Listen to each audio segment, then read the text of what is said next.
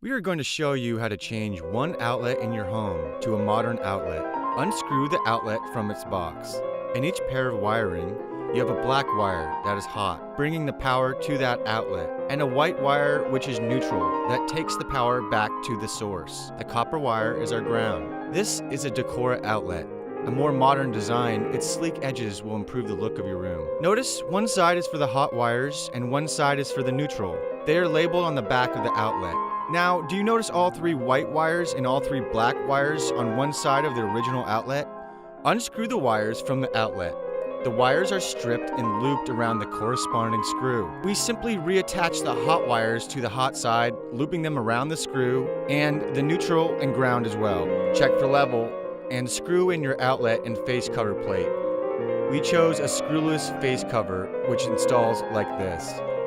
And we're done. For more videos in this series on how to renovate a kitchen from start to finish, go to bestonlinecabinets.com.